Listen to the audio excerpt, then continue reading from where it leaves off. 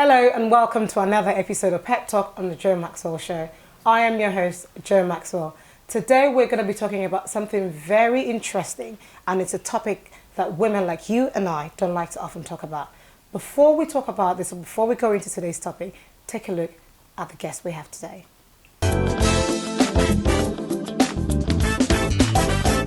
Hello, ladies. Hi. Thanks for joining us today. Pleasure. Hi, Bunmi. You're looking amazing. For someone who's just had a baby, I think you're looking fantastic. Whatever it is you're doing, keep doing it. But thanks so much for coming today. My really pleasure. Appreciate it. And Joke, thank you so much for coming today. You're welcome. I'm loving the white. You're kind of in sync with the weather today, aren't you?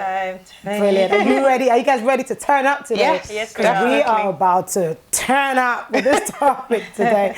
But before we go on to today's topic, I think for the benefit of our viewers, can you tell us in 60 seconds what you're all about?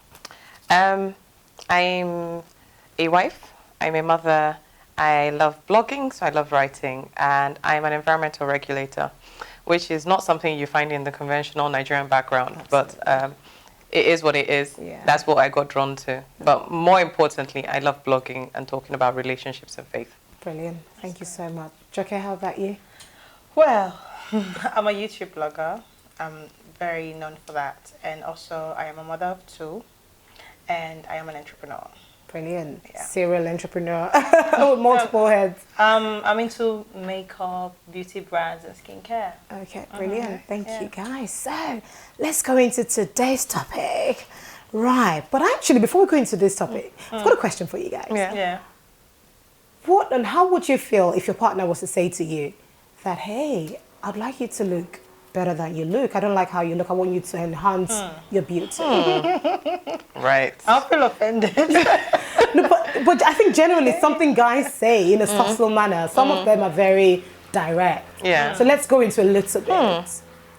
I think I'd question what it is I wasn't doing right that made him think. Exactly. Yeah, I think I'd be thinking, so Am I not doing something? Yeah. Have I missed something? That's what would probably come to my head.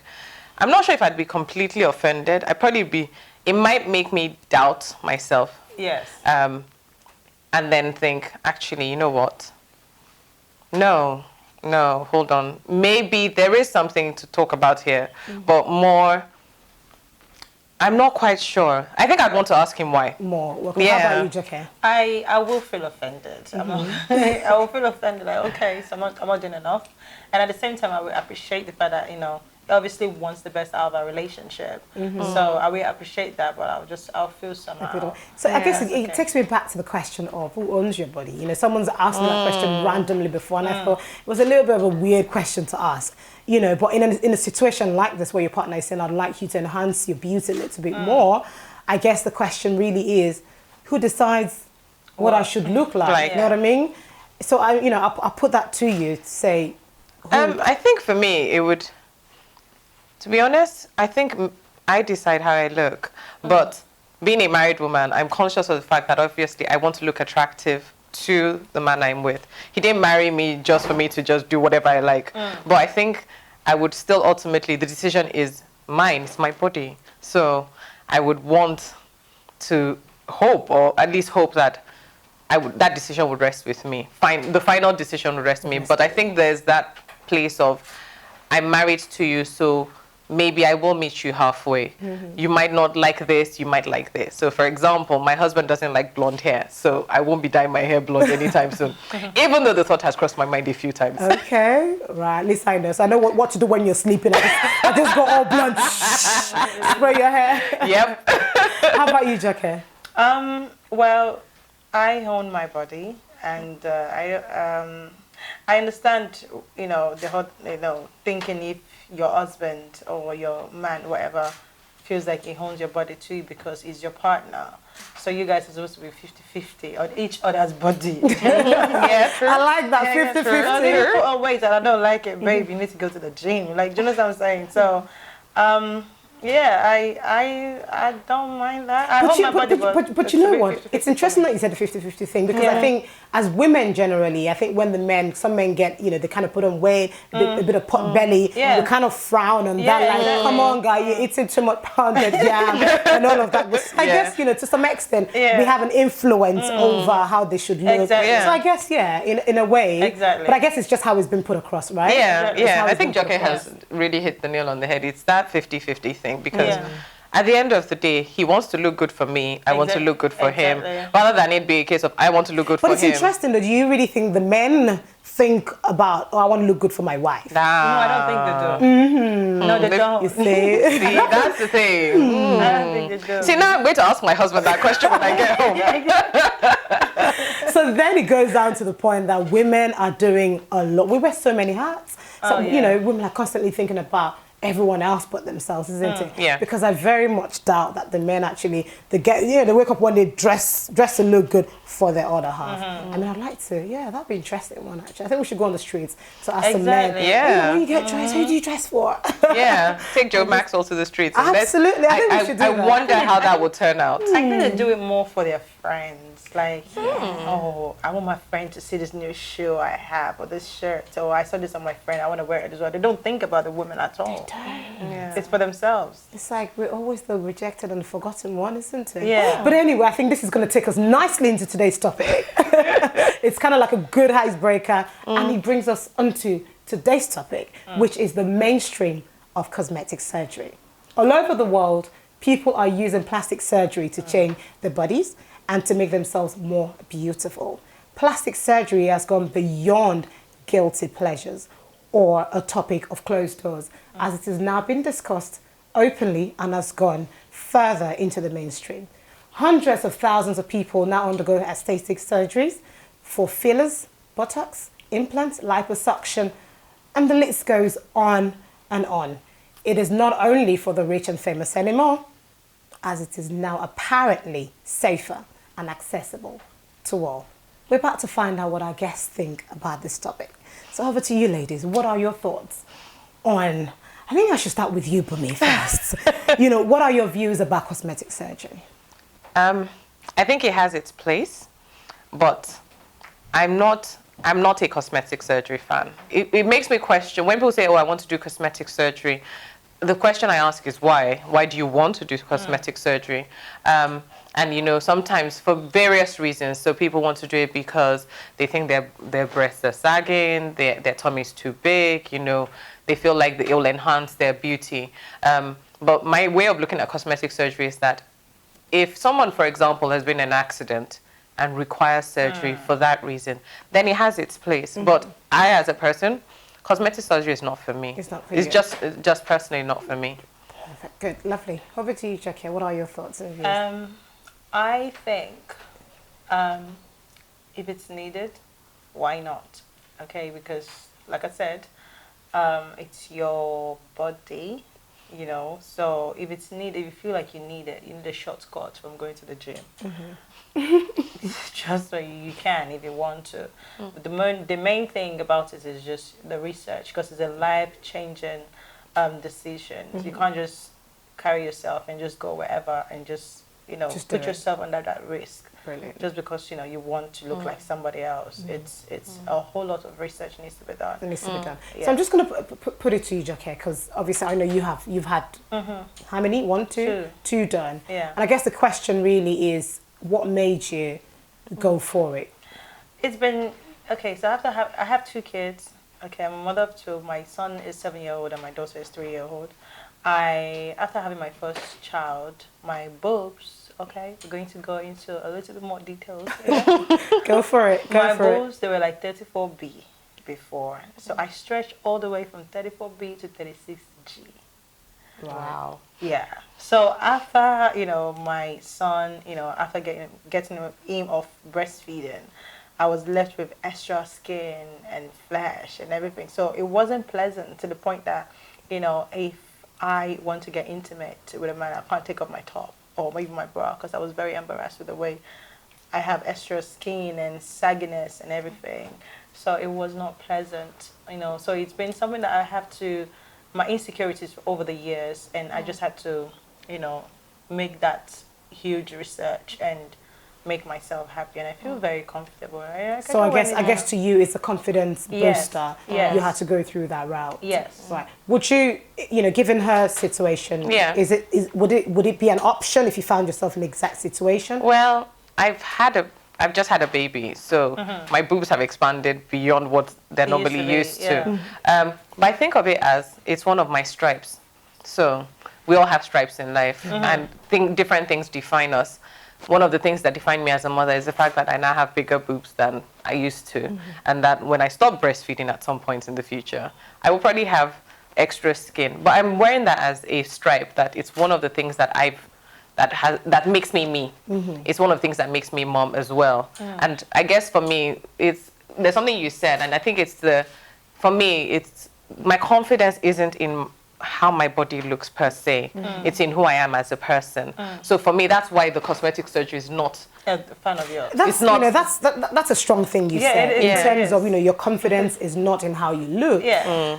But is that really true though? To some extent, it is. Because I feel like sometimes we say things, but maybe not. That's not what we really mean. Because when you do say your confidence is not in how you look, I'm not sure you can actually separate the two things. Because your body is part of the confidence. The brand that you carry, the brand you wear. Yeah. I guess for me, the reason why I say my confidence is in who I am is because I'm a Christian, and that is sort of my foundation. So that's who I am as a person. And one of the verses I love in the Bible talks about I am fearfully and wonderfully made. And I actually had to go and look up. I really loved that verse for a long time, and I had to go and look up what it meant. Sometimes in the Bible they have these things of when they translated it into English, it meant something else, and the fearfully there meant I was to inspire awe. And I thought if I'm to inspire awe, then I'm perfectly fine. I have a question for you. Okay. But I think before I ask that question, we're going to have to take a break now. We'll like to take a break and we'll be right back. And when we come back, we're going to carry on with the same topic.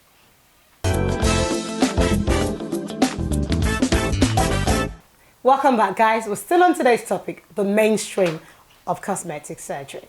So, right. The next question I've got for you, I like how you kind of put it nicely, saying, I'm fearfully and wonderfully made. Yes. Now, that's the, and I always say, more often than not, we tend to use a verse of the Bible to our pleasure, to how it works for us. 4 or 5 people can interpret the same verse differently. Yeah. So I'm sure someone's watching us and thinking, well, but when I was fearfully and wonderfully made, my skin was all firm. Everything was perfectly. My boobs were perky. I didn't have the extra skin. Now, I need a little bit more enlightenment on that. Education. Can you educate us on that perspective? And hopefully, people can actually have a better view and understanding of what that means. And how you apply that to your life. Yeah, so for me, it means that I was fearfully and wonderfully made as a baby. To me? I was fearfully and wonderfully made as a teenager, and my body has always changed. So I couldn't say that the baby is any less perfect than the mother who's had a child, because at every single stage, we're still perfect the way that we are. Whenever I think of myself, I think of it such that God looks at me and he sees perfection every single time. Be it that I am looking set because I've not had a child, or my bump is as big as from here to there. To him, I always look perfect. And that's the reality that has sort of sunk into my own mind, that I'm now perfect, whether or not I have sagging boobs and flabby thighs, or I have gone back to the gym, which I hope I can get back to, and I've toned my body back. Whichever way, I'm still ultimately perfect. I'm still ultimately always going to inspire all. Okay, brilliant. Thanks for that analogy. I'm just going to move over to you, Ajoke.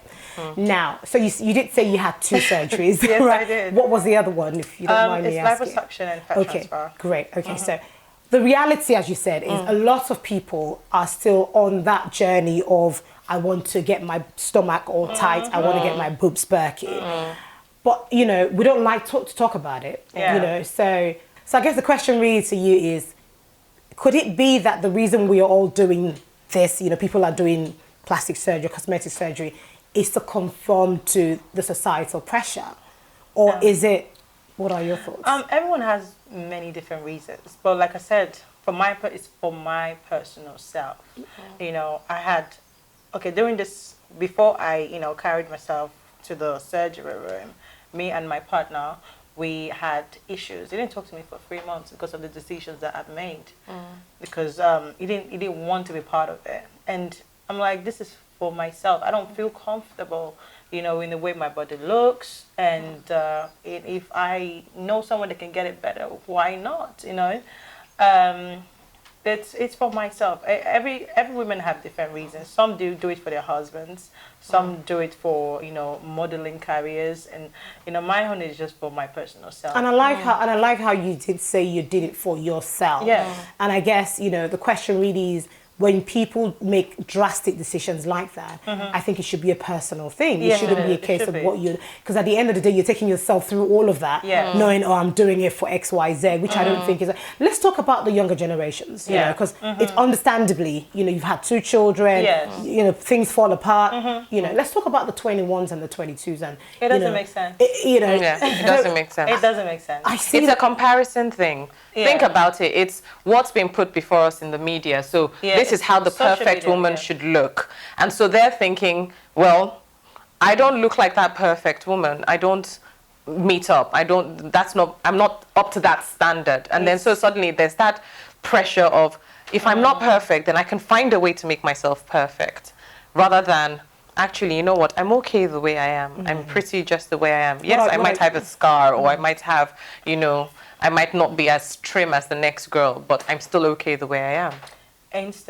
What Instagram will cost, no be small thing. Because a lot of people want to look like Kim Kardashian. A lot of people want to look like Bernice. A lot of people want to look like, one of those American top models. And if you're 21 or even don't have a kid, why are you even wasting your money? It just, to me, it doesn't make sense. My advice to my friends or a family friend that they've been thinking and be doing the research on it is, what, my dear, do not do it. Born all your children with it for you inside your baby first, because it's a thing that you have to also maintain, because if you don't maintain it, you will fall back to what you used to be before. So there's no point. It doesn't make sense to me. And it's quite alarming. I was reading on BBC report, because they had a whole report about cosmetic surgery. And it said in the last 4 years, the amount of money spent on cosmetic surgery has doubled. 4 years. And they spend, it feels like the nation spends over 40 billion pounds. Let me jump right in there. The surgeon that I used, I made a video about it on YouTube, and I remember when I first booked them, everything was done like within 3 months. Aside from my research, long research, the person I actually contacted them and everything. So let's say I booked today, July, and I had to go in September to go get it done. It was that close. They give you extra time and also other bookings. But now, after that video, they're booked out for this year. Wow. So you can imagine the amount of... So now they're taking next year bookings. They're booked out. Wow. Yeah, that's crazy. That's crazy. It's crazy because it feels like the norm right now. It's not even a small topic now. It's like, within a group of girls, you would hear there's a conversation about... But it makes me think, what kind of pressure are we putting on people when we do it?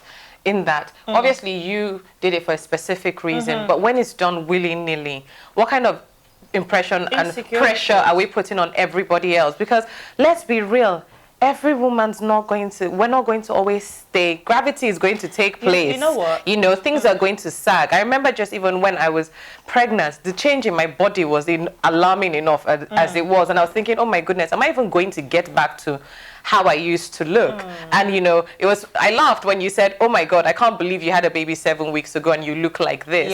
And you said the same thing as well. But for me, it's the fact that I want to stay true to who I am, and I want to stay true so that I encourage the next person that, look, you don't need to do surgery to look like this. I can still look good despite having a baby. And I put on almost 20 kilos in pregnancy. And for me, that was a mind-boggling amount. But now that I look back and look at my body now, you couldn't tell that I was almost 90 kilos. But then again, we all have different genes. See? We all have different genes. Some stretch really bad, and some don't. I think I stretch really bad myself. To me, there's no pressure. I don't understand where the pressure thing is coming from, because you made that contact yourself. The moment you've decided to contact the surgeon and carry yourself all the way to go get that surgery done, that's your personal decision. I don't feel like it's a pressure to me. I get it. Yeah. You've made that personal decision, but some people actually respond to pressure. However way that pressure does come. People do respond to pressure. The amount of people that will see someone and think they look perfect, I want to look like that, and then immediately think I want to go and get this done. I want to go and get this procedure done so I can look like that. There are many people like that. Yeah, there's this procedure that they do now, and it's called, it's been around for a very long time, tummy tuck.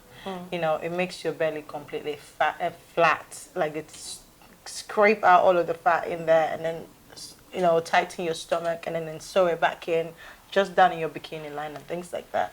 I like the look. It looks good, like perfect. Like it looks really flat and good. They can even form abs for you.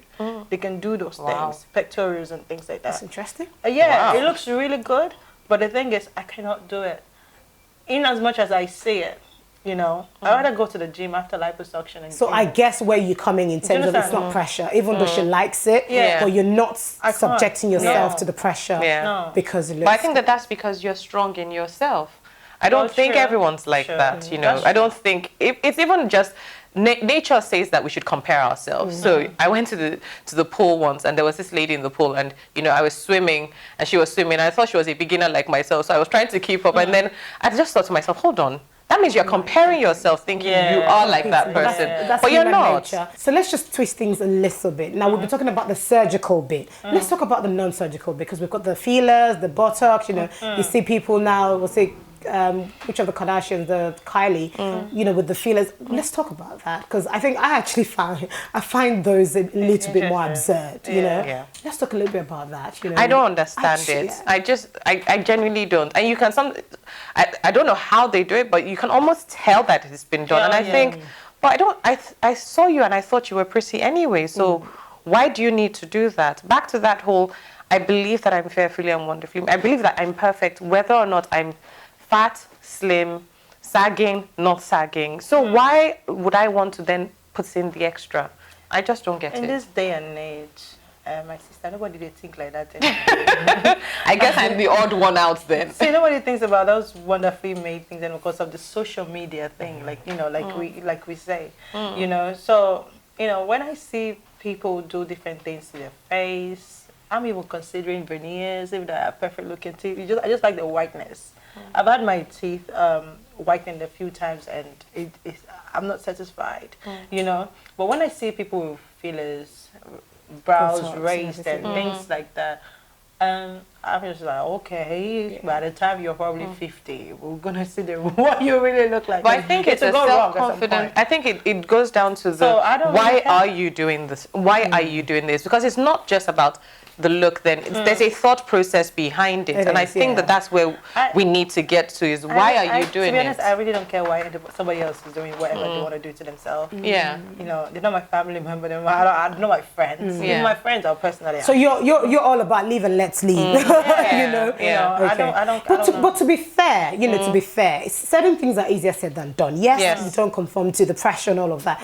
But it's so great. Most of the time we're on Instagram. I know you're on Instagram. I know you're on Instagram most of the time. And then the things you scroll, and those are the things that you see every day. Yeah. So it's almost like, when you say the Bible, you feed yourself with what you want to, but unfortunately you can't control what you see on Instagram. You can. You can delete it. You can't. No, you can't. Even when you unfollow, you know what I mean. The Explorer, you can't. Certain things you can't control. You have to literally maybe be following a particular group of people, then notice it. But it's so hard. If it's not on Instagram, it's on Facebook. So, and I always say, reality is perception is reality to some people, really. So it's so hard not to, because I think it's unconsciously you find yourself actually subjecting to it because that's what you see every day, and in your mind that's what perfection looks like. Yes. Oh, right, guys, this topic is a never-ending one. I think it's one that we can go on and on and on. And it'll be interesting to find out what you guys think about this topic, because I'm sure we haven't talked about We haven't talked about most of the questions. Yeah. But before we leave, or before we round up, I'd like to pass over to our guests to kind of give us their last thoughts and whatever they want to give up to you guys on whether or not you should go down that route. So over to you, Bunmi. Okay. So if there was anything I'd say to any other person considering it is, you're beautiful whether or not you do cosmetic surgery or you don't do cosmetic surgery. I believe that you're a beautiful person and that you should hold on to that. You should be confident in that. Don't let society make you think that you're any less beautiful than you are. Lovely, thank you very much. I totally agree with what she just said as well. That's the best way, really. But in my own case, it was very different. My breast wasn't beautiful. My breast wasn't beautiful, so I had to, if you feel like you need a job done or whatsoever, my advice would just be do your research properly, because it's a life-changing decision. Just do your research properly. That's all. Lovely, thank you so much, guys. So one more thing before we round up. I love to always find out what our guest pet peeves are. And what we call pet peeves, I think in the world, we call it pet peeves. But over here, we call it pet peeves. And one thing that you just don't like. And I'm going to start with you, Joke. What's that one thing that just does you... I hate waiting. You hate what? Waiting. Waiting on people? Yeah, I hate Okay. waiting on people. No, that's Right. one. And I hate when what someone is being repeating stuff to me, like, Joke, I need you to tell me get this done. And then say it again in the next 1 hour. And then I can't stand You can't it. do it. So let's talk about the waiting game, because you're Yeah. Nigerian, you're Yeah. African. So this is very in our blood, Yeah, in our yes. genes, in our DNA. Yeah. How do you deal with that? Because you would always, I will flare up, definitely. It will show in my face that something is going on. And in most cases, I'm not even going to lie to you. I'd rather walk away, because I used to do makeup for people in the past. That was what I started with way back then. And when I go to do people's makeup and they're not ready, they tell me come at 5 o'clock, and I get there at 4. And at 6, 7, they're not ready. I'm carrying my bag. it's a wrap. Deuces, I'm out. Because other people waiting for me as well, the next client and things like that. So I really can't stand. And I think it's something Nigerians really need to work on. Timing. Africans, I think. Let's just Africans. generalize it. Thank you so much, okay. Over to you, Bunmi. Bad customer service. Oh, if there's anything that gets me very quickly, it's bad customer service. I don't do bad customer service. I always think you should always have a good customer experience. And when I get bad customer service, I just think, so why are you in business? Why are you here? You're supposed to be providing a service. Why are you giving me bad service? And I get it a lot, especially when I go to Nigeria. I get to the counter. I remember just going into one of the restaurants and everything. I was ordering food, and you could see on her face that she didn't want to do it. And I was thinking, You're getting paid to do this job. you're getting paid to do this. At least put a smile on your face. Or if you're not going to put a smile on your face, don't do it such that it feels like you're slamming food. And, I was asking for takeaway, and it felt like she was doing me a favor. And I was like, no, I'm paying for this. Don't do me a favor. I genuinely can't stand bad customer service. Lovely. Thanks so much for sharing your pet peeves. I had a fantastic time. I think this topic is one that we can always revisit over and over again. I think until women actually get comfortable with talking about it publicly. So thank you guys for coming today. And that's it for us on today's episode. We'd like to leave you with these thoughts. Remember to always ask yourself the whys and the whats. What is your motivation to having a cosmetic surgery? Are you doing it for someone else, or are you doing it for yourself? The decision should be totally and utterly personal.